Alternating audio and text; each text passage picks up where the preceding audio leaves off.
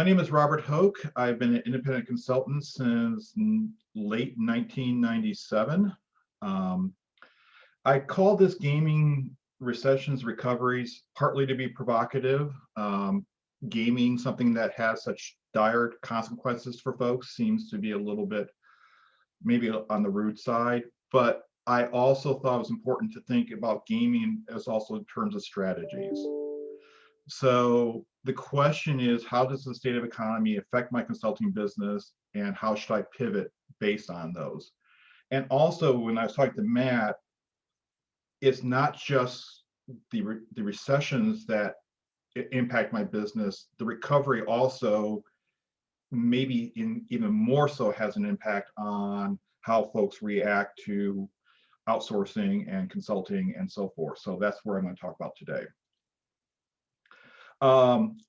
Some caveats, some context and disclaimers. I am not an economist.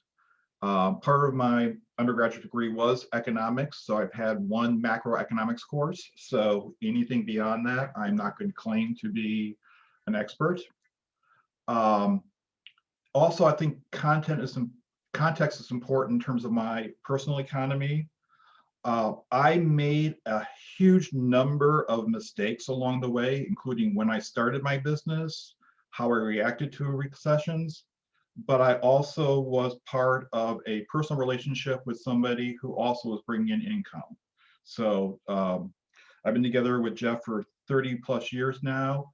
During the first 5 years of my business, I was taking care of my own health insurance, but since then, it's been under him. We've had dual income the entire time, mostly. At the time I started my business, Indianapolis has a very, very cheap housing market. We were living in a 100-year-old Victorian in a transitional neighborhood near downtown. My mortgage was $450 a month. So that gives you the freedom to make stupid mistakes. And I may share with some of those later, but that's sort of the caveats I want to make sure we know, is that it's different for how much risk you can take in a down economy or a recovering economy. And I just wanted folks to understand how I got there. If you were with us a couple of weeks ago, I sort of shared this slide that sort of looks at my sort of history. My business is a little different than a lot of the independent evaluation consultants in that I do a lot of different things. Evaluation is just a part of my business, where I'm also doing strategic planning, a lot of data work, and in some cases, basically adjunct staff type of work. Looking at the history I have with various projects, that I want folks to see what sort of happened at certain times that I got lucky about. Back in 2001, which was the first probably recession that I was involved with, in Indianapolis, there's also some, especially in the nonprofit world, the Lilly Endowment is sort of the 800-pound gorilla in the room, if not 8,000-ton gorilla. And for a while there, Lilly Endowment was like the biggest foundation in the country, and they spent a lot of money locally, and a lot of organizations were almost 80–90% funded by them. And they were almost exclusively endowed in Lilly stock, the corporation. And so when the stock went up and the stock went down, the whole nonprofit economy reacted based on that. So it's important to understand those type of contexts of Indianapolis in terms of local economy. In 2001, the Lilly Endowment put out a contract or a proposal for the entire state, where each county could apply for $5 million on a community alliance to promote education grant. Whatever they want to do in education, from birth to rocking chair, they could put together a proposal and required evaluation attached to that. Those proposals When in, I believe, early July, they were awarded late August, early September, about 2 weeks before 9/11. That gave me a 5-year grant and a 5-year evaluation process right at the beginning of the downturn. So it was very fortuitous. And that's one of the strategies, is to look for multi-year, but also understanding those things have a tendency to go away at the end. The second downturn I was involved with was 2008, 2009. A couple different things happened. One of which was with the stimulus dollars, there came some shovel-ready proposals, one of which was involving early child care with the local United Way. I didn't have the qualifications for that, but I had a colleague who I'd worked with before on various other projects. We just sort of overlapped, who had the experience in that, but did not have the experience in some of the other aspects they were looking for. We formed an LLC at that point in time just to take advantage of that particular grant and particular projects to help during that time period. The other thing I started to realize during that economic downturn was, and the recovery at both of those occurrences, were clients would get a grant, they'd think about hiring new staff to implement that grant or do some of that work, but then they hesitate, and instead they decide to outsource. And rather than the uncertainty factor, and I'll talk about this in a little bit, seems to be what drives decision making. And to think through in terms of folks wanting to hire staff, not wanting to hire staff, new programs, not new programs. It's all that uncertainty, and it's an individual level at those organizations about whether or not they want to hire or not hire. Any questions?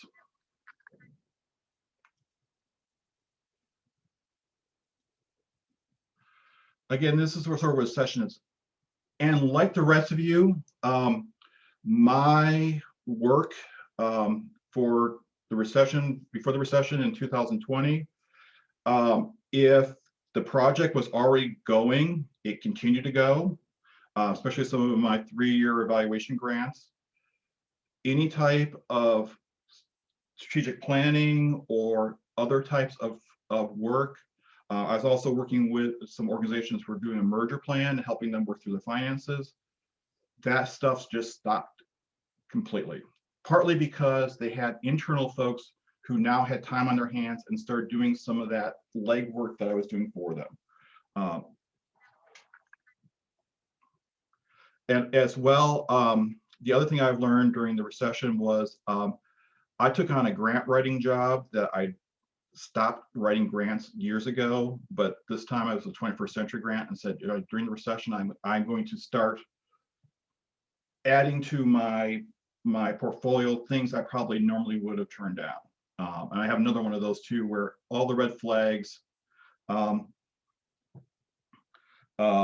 would tell me to walk away from this client. I'm still doing the work with them. The diversity, I really like it because I like to dabble, and in a lot of cases, it's working for the same organization over and over again. I've done a lot of work with United Way and the State United Way. I've done a lot of work with libraries. As we talked about a couple of weeks ago with the generalists, I'm a liberal arts person, so I like dabbling.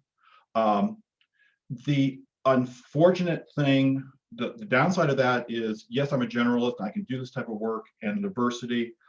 I don't have I'm the go-to person for X. So when somebody's doing STEM education in Indianapolis, they turn to Terry Jump. I don't have a Terry Jump type of label on me. There are other folks who are known for 21st century programs. I don't have that type of label. There are other folks who are known for community development. I sort of dabble, but I don't have that name. So that, but what I also like about it is, this one of the reasons why I went into the business initially was, I get bored easily, and I like trying new things. And sometimes it's economic development, sometimes it's human trafficking. Let's try it. Thank you, Margaret. overall, some observations, and we'll get into more discussion. The whole question of uncertainty is what drives the need for our business, and how the economy affects it is how willing folks are to make decisions. If you have a fairly stable government funding source, things seem to work well and you can survive the recession.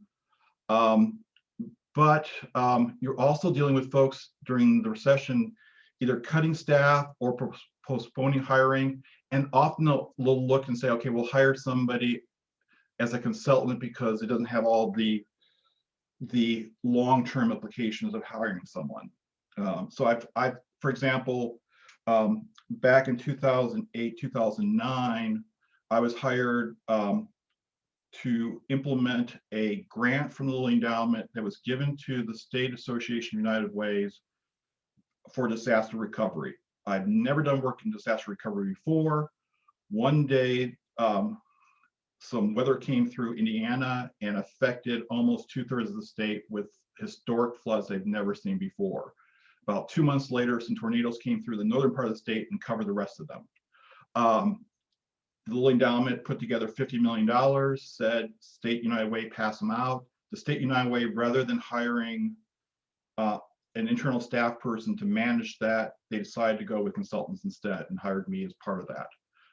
I think in a more stable economic environment, they may have thought about hiring staff. Also, some thinking about your clients, the impact of a recession varies based on the type of funding source the organization has. For example, local governments often are spending money they raised the previous year. So for example, I work a lot with libraries who right now have the same funding they had last year and the year before. And the problem is going to be in 2 years when that funding goes down because property tax revenues were down. So they're going to see the impact 2 years down the road, as will a lot of other local governments, unless they get stimulus dollars, which is a whole other thing. So think about that.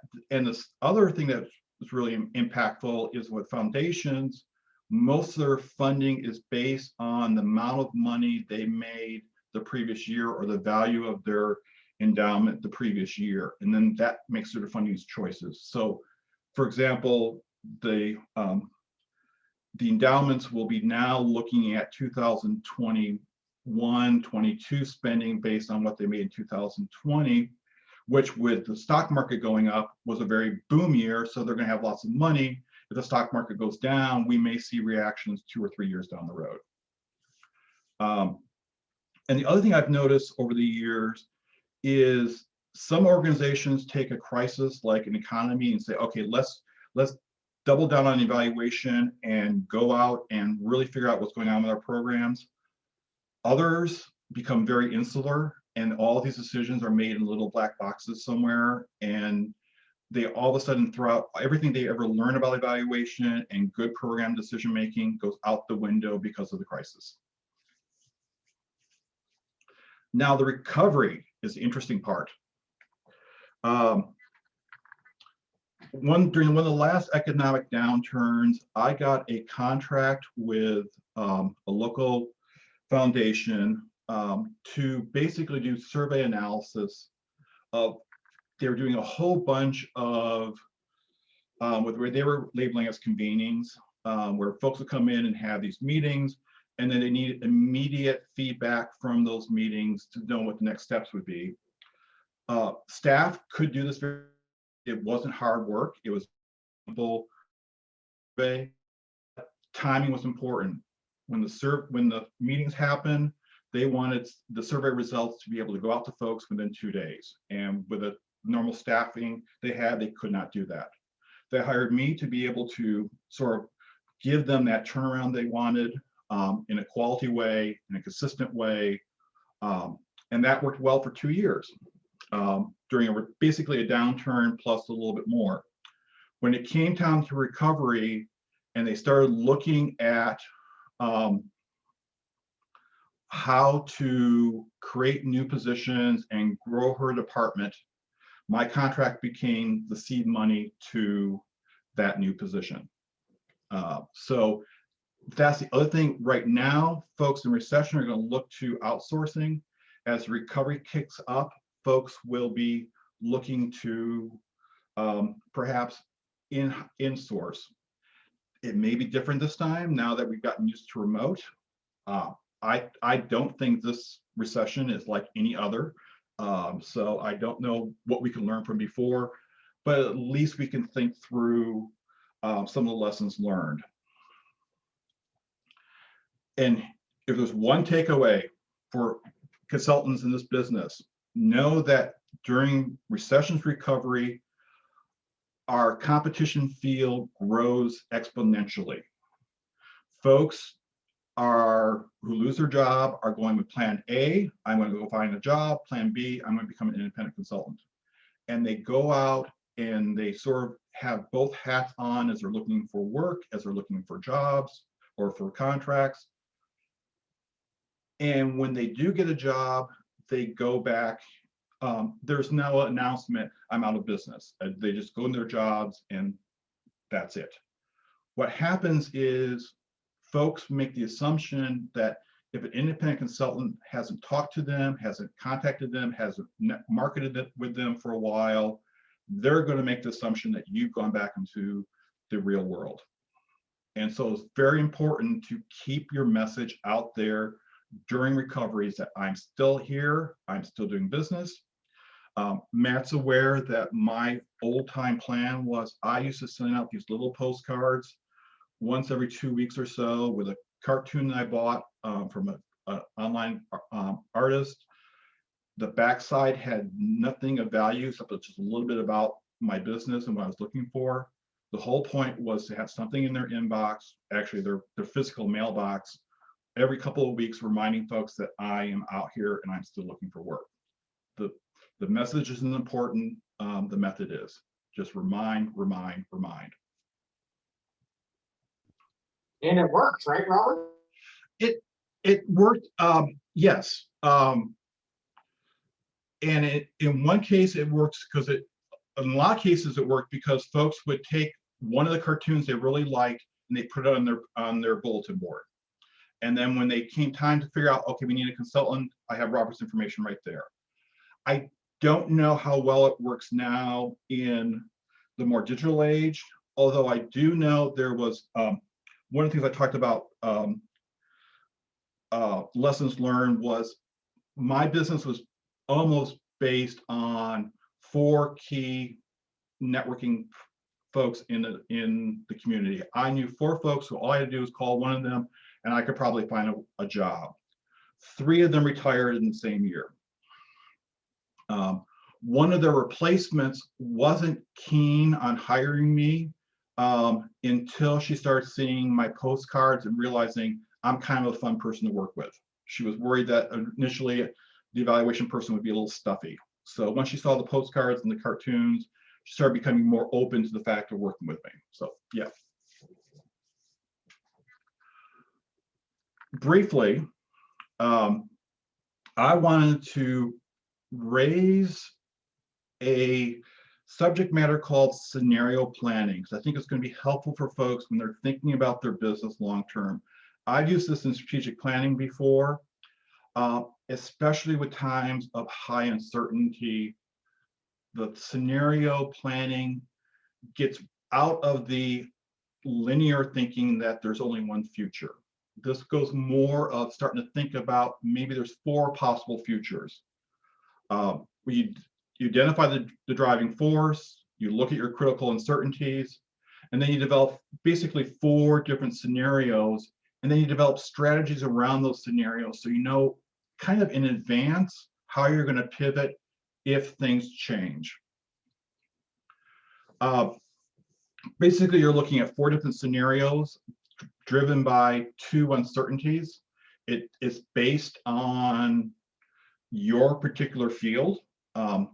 For example, at the time when I first did this, it was for the local United Way, and the driving forces were the state of the economy, and the level of consensus about community needs.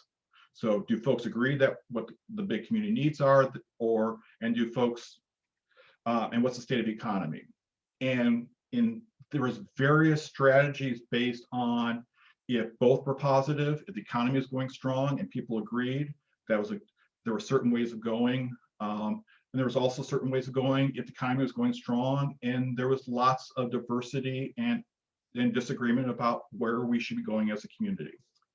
That type of thinking helps, where you can start thinking about, okay, how am I going to market during a down economy? How am I going to market during an up economy, or when the economy starts improving? And how do other factors involve making some subtle changes based on some other uncertainty factor? Political strife is often one. Is like, okay, if the Department of Education changes funding policies, all of a sudden I'm going to have to do a 180 in my business. Think about this, and maybe we'll come back in the discussion and talk about how scenario planning could help. I think it's just another nice little tool. It's also a nice little tool to use for clients who are stymied by the uncertainty, and they just can't make a decision because they're not sure where they're going. And what's sometimes helpful is when you start developing the scenarios, you'll come up with a core set of concepts that say, okay, we're going to do this no matter what. That's what we focus on. Melly Hallwick was TIG chair when I first joined AEA in 2001, 2002, something like that. She gave me this wonderful piece of advice that I have ignored continuously since she gave it to me, which was the time to market is when you're too busy to market. As we're all learning now with our 3 and 5 year grants starting to expire, this is a time to get out there and start developing that new work when you could not possibly take on another job. So it's a piece of advice I want to share with folks, and hopefully you can use this in the future. Here, I did some research to try to figure out what the economy looks like today and what we're dealing with. And this chart in particular, no one knows. The economy is just, it depends. It's just, if your economy is geared toward the stock market, you had a very, very, very good year. If you're unemployed and don't have a job anymore, it was a very, very bad year. And it's hard to understand how quickly the economy is going to recover, especially based on the stimulus plans and how the COVID vaccine works, and also the uncertainty of how much folks are going to go back to the I'm going to an office every day type of work, and will they still be able to say, you know, I don't care if you live 3 states away, you're still the best person for the job. The other thing, when we look at the nonprofits, here's where it really gets scary, and as we're talking about the recovery as well, is how many jobs in the nonprofit sector were lost just between February and December of 2020. We're talking almost 1 million jobs in the nonprofit field across the country, and this is probably a low estimate. And you also can start looking at this data and seeing where certain fields like arts, entertainment, and recreation lost incredible amounts because folks were closed. I'm gonna pause here. I'm gonna pause here and ask folks if there's any questions about this, because I think this is one of those things that really starts to resonate with folks.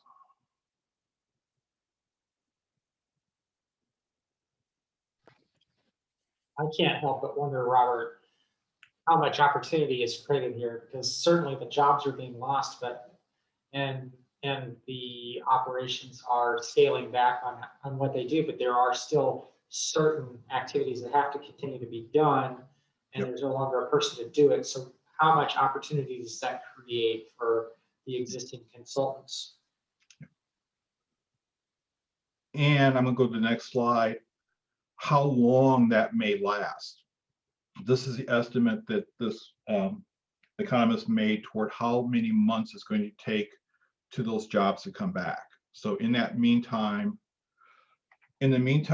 arts and education folks, there's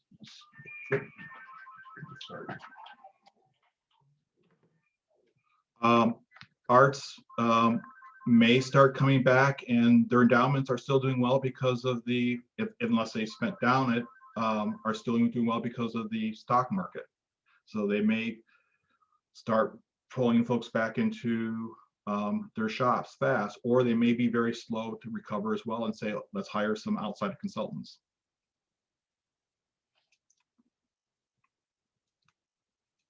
Okay, here comes the fun part. I'm going to, for those of you who have logged in,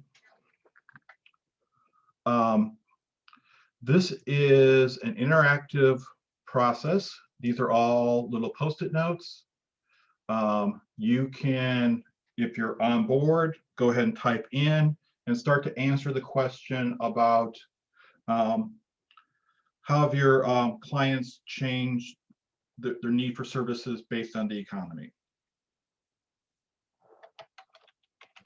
Tom, you'll need to, I'm sorry, Robert, you're going to need to give us edit access. Oh, it's not. Yeah, we have view only.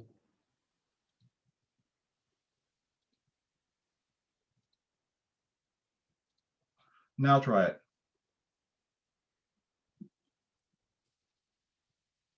It's for view only, but let me try just refreshing the screen.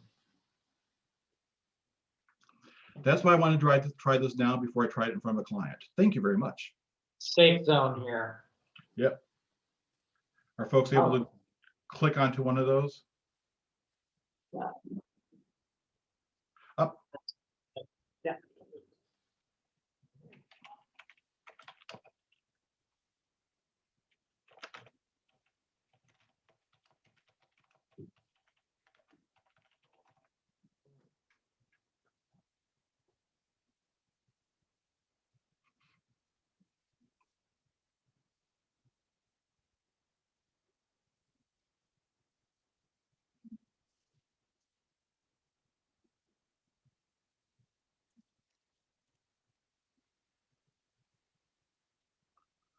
The outsourcing was me.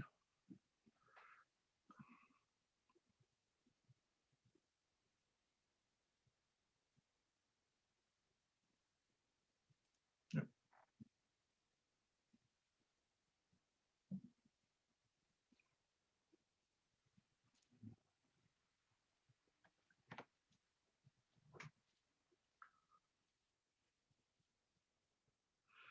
And we can also, if folks just want a share verbally or via